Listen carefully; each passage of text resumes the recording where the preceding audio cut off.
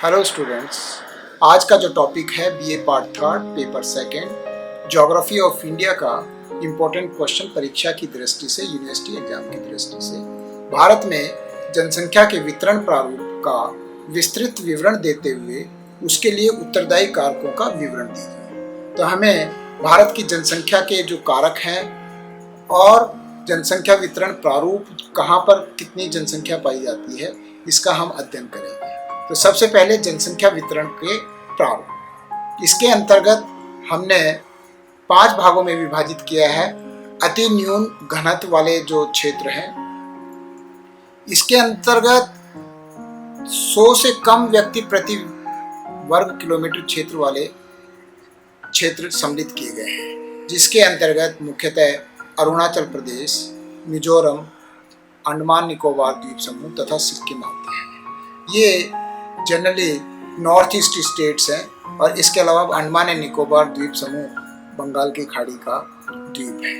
अरुणाचल प्रदेश में सबसे कम 17 व्यक्ति प्रति वर्ग किलोमीटर घनत्व है, जो कि सबसे कम है।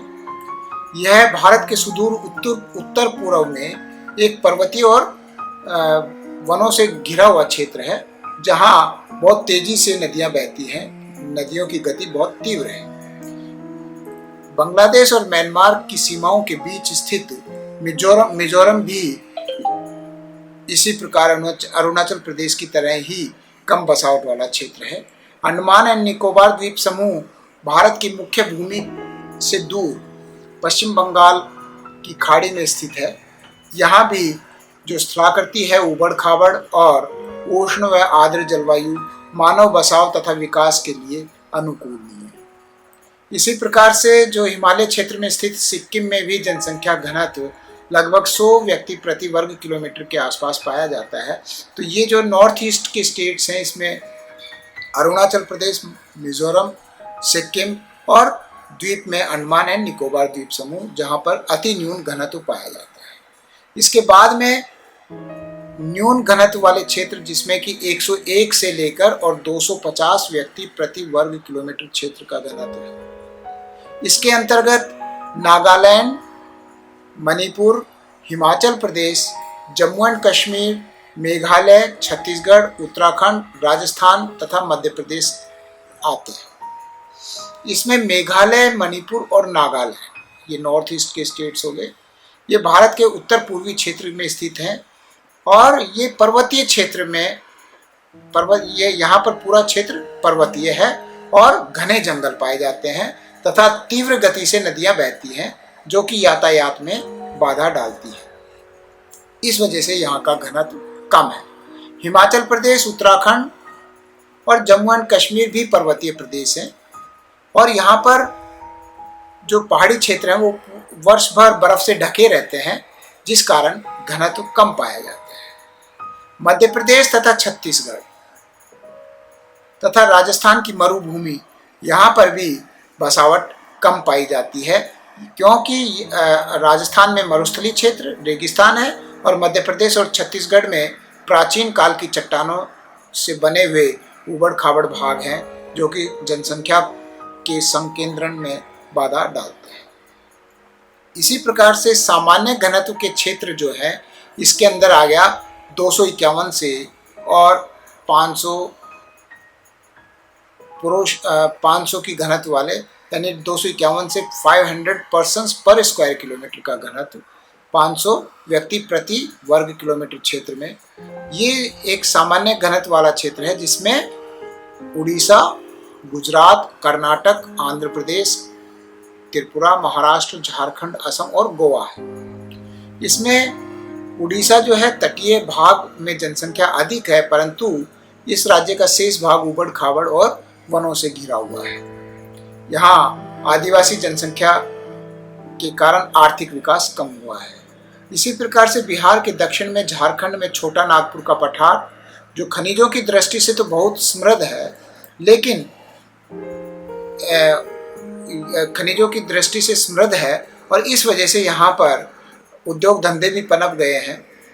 इसी प्रकार गुजरात, महाराष्ट्र और आंध्र प्रदेश, कर्नाटक और तमिलनाडु में खनन, उद्योग व कृषि के कारण जनसंख्या का घनत्व अधिक पाया जाता है।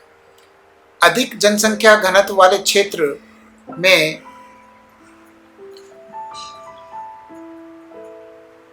गंगा का मैदान, जो उत्तर प्रदेश में गंगा का समतल मैदान स्थित है, इस प्रदेश में विश्व की सबसे उपजाऊ क्षेत्र स्थित है।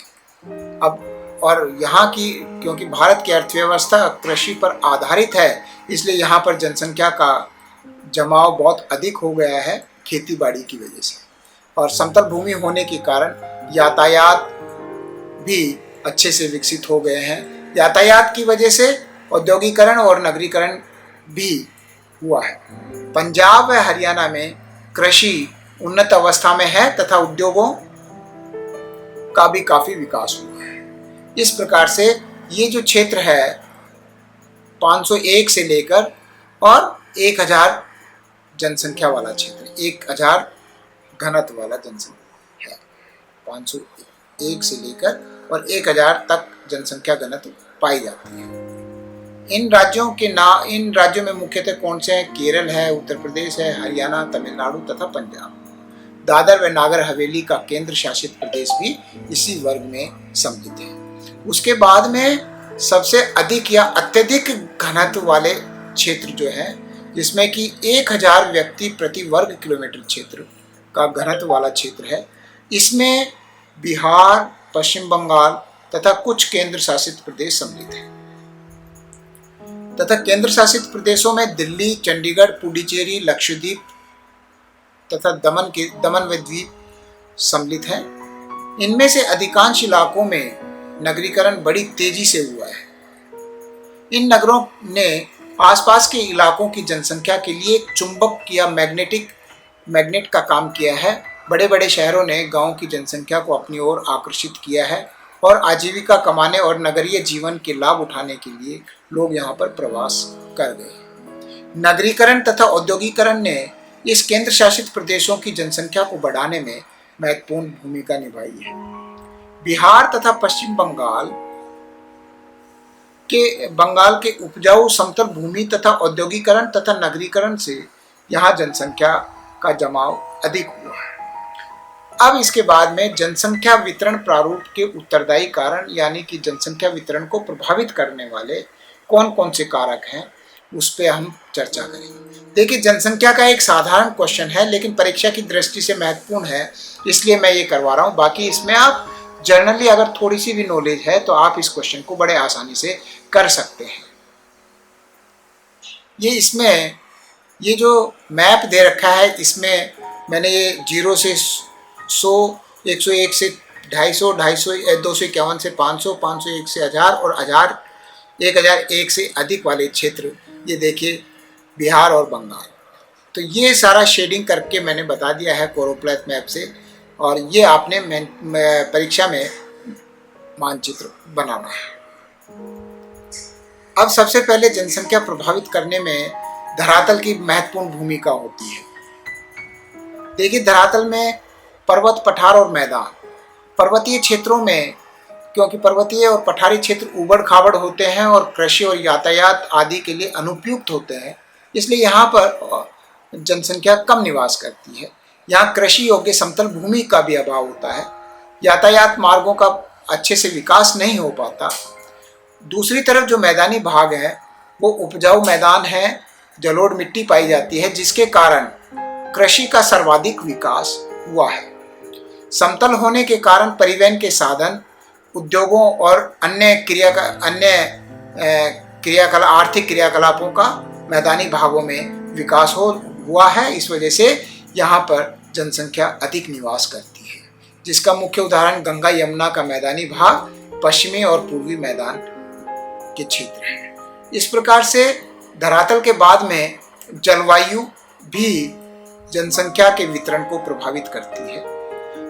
जहाँ पर विषम जलवायु पाई जाएगी पर्वतीय क्षेत्रों में या मरुस्थलीय क्षेत्रों में, वहाँ पर जनसंख्या कम निवास करेगी। और जहाँ पर जलवायु स्वास्थ्यवर्धक या इक्वेबल क्लाइमेट होगी, वहाँ पर जनसंख्या का निवास अधिक होगा। अति उष्ण, आर्द्र व अत्यधिक शीतल जलवायु मानवीय निवास के लिए अनुकूल नहीं होती।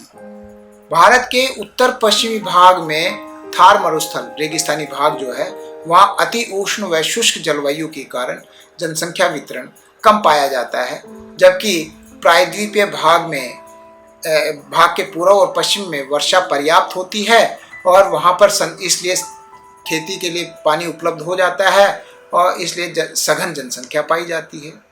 तापमान भी जनसंख्या के वितरण को प्रभावित करता है। अति उच्च और अति निम्न तापमान वाले स्थानों पर जनसंख्या कम निवास करती है। अति उच्च जहाँ पर बहुत ज़्यादा गर्मी पड़ती है और अति न्यून या निम्न जहाँ पर पूरे साल भर बर्फ जमा रहती है, जैसे हिमालय के पर्वतीय क्षेत्र, वहाँ पर जनसंख्या निवास कम मिलेगा। उसके बाद में तीसरा पॉइंट है जल की उपलब्धता, अवेलेबिलिटी ऑफ वाटर। जहाँ पर जल पर्याप्त मात्रा में उपलब्ध होगा वहाँ जनसंख्या का सर्वाधिक वितरण होता है। क्योंकि जल से ही देखिए हम खेती करते हैं और वर्षा का जल जहाँ पर भारत में जहाँ वर्षा की मात्रा अधिक होती है वहाँ जनसंख्या अत्यधिक सघन पाई जाती है, क्योंकि खेती के लिए हमें जल उपलब्ध हो जाता है, जैसे दक्षिण में तटीय मैदान। लेकिन राजस्थान के पश्चिमी भाग में स्थित रेगिस्तानी भाग में न्यून वर्षा के कारण जनसंख्या कम पाई जाती है या विरल रूप में पाई जाती है। तो इस प्रकार से जहाँ पर जल की उपलब्धता अधिक होगी वहाँ पर जनसंख्या अधिक पाई जाएगी और जहाँ पर जल की उपलब्धता नहीं होगी वहाँ पर जनसंख्या कम पाई जाती है। इसके बाद में मृदा भी बहुत महत्वपूर्ण कारक है जनसंख्या वितरण के लिए, क्योंकि जहाँ पर अच्छी उपजाऊ भूमि मिलेगी वहाँ पर कृषि योग्य भूमि होगी और वहाँ पर कृषि होगी तो नेचुरली वहाँ पर जनसंख्या का भी निवास अधिक होगा। तो इसलिए भारत की जनसंख्या का अधिकतम भाग नदियों द्वारा निक्षेपित जलोढ़ मिट्टियों के क्षेत्र में बसा है। और जलोढ़ मिट्टियाँ कहाँ पर, जहाँ नदियों के द्वारा उपजाऊ मिट्टी लाई जाती है वहाँ पर मैदानी भागों में जनसंख्या का निवास अधिक है। एग्जाम्पल गंगा यमुना का मैदान जहाँ पर कि अधिक जनसंख्या निवास करती है। तो इसलिए मृदा भी बहुत महत्वपूर्ण रोल अदा करती है। इसके बाद में खनिज संसाधन, जिस क्षेत्र में खनिज संसाधन बहुतायत में पाए जाते हैं वहाँ पर औद्योगिक खनिज संसाधन की वजह से औद्योगिक विकास हो जाता है, यातायात मार्गों का विकास हो जाता है और वहाँ पर रोजगार उपलब्ध हो जाता है। तो इस वजह से जहाँ पर खनिज संसाधन पाए जाते हैं वहाँ पर जनसंख्या का निवास अधिक पाया जाता है। जैसे भारत में दामोदर घाटी परियोजना है, या जहाँ पर कोयले का खनन या लोहे का खनन या पाया जाता है। मरुस्थलीय क्षेत्र में अब जिप्सम और गैस प्राप्ति वाले क्षेत्र में भी जनसंख्या वितरण अधिक होने लग गया। छठा पॉइंट है यातायात के साधन। जिन क्षेत्रों में यातायात के साधन अधिक विकसित हैं वहाँ पर जनसंख्या निवास अधिक पाया जाएगा, और जो पर्वतीय क्षेत्र जहाँ पर यातायात के साधनों का अभाव है वहाँ पर जनसंख्या घनत्व कम पाया जाएगा। यातायात के साधन ज़्यादातर विकसित कौन से क्षेत्र में है? मैदानी क्षेत्रों में, क्योंकि मैदानी क्षेत्रों में सड़क बनाना या रेलवे लाइन बिछाना बहुत आसान है। पर्वतीय क्षेत्रों में यातायात के साधनों का अभाव पाया जाता है। तो इस वजह से यातायात के साधनों के द्वारा भी जनसंख्या का वितरण प्रभावित होता है। कृषि उत्पादकता, जिन क्षेत्रों में एग्रीकल्चरल प्रोडक्टिविटी या कृषि अधिक मिलेगी तो वहाँ पर जीवन यापन के लिए अन्न उत्पादन अधिक होता है, तो वहाँ जनसंख्या घनत्व भी सर्वाधिक पाया जाएगा। भारत में गंगा ब्रह्मपुत्र नदियों के मैदानी भाग, गोदावरी, कृष्णा, कावेरी व अन्य नदियों के मैदानी भागों में उपजाऊ मिट्टी होने के कारण कृषि फसलों का उत्पादन अधिक होता है, अतः यहाँ पर जनसंख्या वितरण अधिक मिलेगा। इसके विपरीत हिमालय पर्वत या रेगिस्तानी क्षेत्रों तथा उत्तरी पूर्वी पहाड़ी क्षेत्रों में कृषि उत्पादकता की कमी के कारण जनसंख्या कम पाई जाती है। सामाजिक कारक भी बड़े महत्वपूर्ण फैक्टर है। जनसंख्या का वितरण सामाजिक कारकों जैसे धार्मिक, सांस्कृतिक, भाषा, रहन सहन आदि के द्वारा भी प्रभावित होता है। भारत में हिमालय पर्वतीय क्षेत्र, दक्षिणी पठारी क्षेत्र में आदिवासियों में अलगाववादी प्रवृत्ति नहीं होती, अतः इन क्षेत्रों में कहीं कहीं जनसंख्या समूह में पाई जाती है, बाकी क्षेत्रों में जनसंख्या कम निवास करती है। कई लोगों का अपनी जन्मभूमि के प्रति लगाव स्थानांतरण को अनावश्यक मानता है और इस वजह से उन क्षेत्रों में भी जनसंख्या अधिक पाई जाती है। भारत के दक्षिणी व दक्षिण पूर्वी भागों में चावल के उत्पादन का कारण जलवायु के साथ इनकी रुचि भी है। इनमें उच्च प्रजनन क्षमता पाई जाती है तथा धार्मिक विश्वासों के कारण जनसंख्या बढ़ती है। ये कुछ एक सामाजिक कारक है। इसके बाद में राजनीतिक और आर्थिक कारक, पॉलिटिकल एंड इकोनॉमिक फैक्टर्स भी जनसंख्या वितरण को प्रभावित करते हैं। राजनीतिक कारक जैसे असंतोष, असुरक्षा, राजनीतिक उथल पुथल आदि, यानी कि जो पॉलिटिकल सिनेरियो है जहाँ पर कि अनस्टेबल गवर्नमेंट होगी, वहाँ पर जनसंख्या बाहर की ओर प्रवास करने की कोशिश करेगी, ये उसका वितरण प्रभावित होता है। शांत और सुरक्षित स्थानों पर जनसंख्या अधिक पाई जाती है, जबकि अशांत क्षेत्र जैसे भारत में जम्मू कश्मीर में पाकिस्तानी और आतंकवादी संगठन हैं, उत्तर पूर्वी राज्यों में असम, मेघालय और नागालैंड में बोडो प्रॉब्लम चल रही है, इनकी वजह से असुरक्षा है और वहाँ पर आए दिन हत्याएं होती हैं। इस वजह से वहाँ पर जनसंख्या कम पाई जाती है, जबकि भारत के अन्य भागों में जहाँ सुरक्षा के पुख्ता इंतजाम है, वहाँ सघन जनसंख्या पाई जाती है। तो इस प्रकार से जनसंख्या को प्रभावित करने वाले 9 कारक बताए और जनसंख्या का जो वितरण प्रारूप है ये बताया, जिसमें कि कम जनसंख्या, न्यून जनसंख्या, अति न्यून घनत्व, न्यून घनत्व और सामान्य घनत्व, अधिक घनत्व और अत्यधिक घनत्व वाले क्षेत्र बताए। तो इन क्षेत्रों में अधिक जनसंख्या या कम जनसंख्या होने के जो कारक हैं वो मैंने विस्तार से चर्चा की। तो ये एक जनरल क्वेश्चन है जो कि आपने अटेम्प्ट करना है। एक बार पढ़ते ही आपको याद हो जाएगा। कुछ एक राज्यों के नाम याद करने पड़ेंगे जहाँ जनसंख्या अधिक है और कम जनसंख्या वाले क्षेत्रों को याद करना पड़ेगा। तो इस प्रकार से इस क्वेश्चन को आपने परीक्षा की दृष्टि से इम्पोर्टेंट है, ये आपने करना है। इसी प्रकार से मैंने एशिया की जनसंख्या का भी बताया था, वितरण को प्रभावित करने वाले कारक, उसके कारक और इसके कारक समान से हैं। तो एक ही क्वेश्चन आप याद करेंगे तो उससे दोनों क्वेश्चन में आपको 50% क्वेश्चन तो तैयार हो जाता है। तो आशा है आप लोगों को ये क्वेश्चन समझ में आ गया होगा।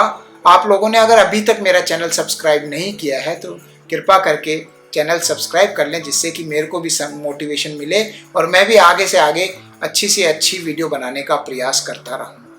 Thank you. जय हिंद, जय भारत।